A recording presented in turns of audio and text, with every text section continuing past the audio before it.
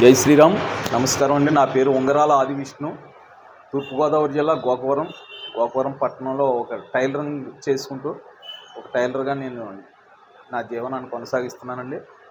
ఈరోజు మన భారత ప్రధానమంత్రి నరేంద్ర మోడీ గారు అమరావతి వచ్చి ఆ యొక్క అమరావతి పునర్నిర్మాణానికి శంకుస్థాపన చేయడం అనేది చాలా శుభ పరిణామంగా నేను భావిస్తున్నాను.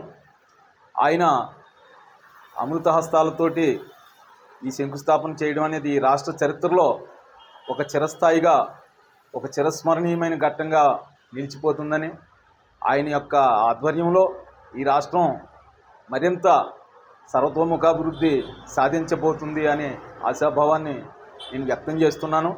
అలాగే మన ప్రీతమ ముఖ్యమంత్రి మన చంద్రబాబు నాయుడు గారు, అలాగే ఉప ముఖ్యమంత్రి పవన్ కళ్యాణ్ గారు, అలాగే మోడీ గారు, వీరి ముగ్గురి యొక్క సారథ్యంలో ఈ రాష్ట్రం అభివృద్ధి పదంలో దూసుకుపోయే పరిస్థితులు మనకి ఈనాటి పరిణామం ద్వారా మనకి కనిపిస్తున్నాయి. అదేవిధంగా ఈ కోస్తా ప్రజల రైతాంగం యొక్క చిరకాల స్వప్నం పోలవరానికి కూడా మోడీ గారు భారీగా నిధులు మంజూరు చేయడం అనేది కూడా ఈ ప్రాంతంలో ఉన్న రైతులు కూడా ఎంతో సంతోషాన్ని వ్యక్తం చేస్తున్నారు.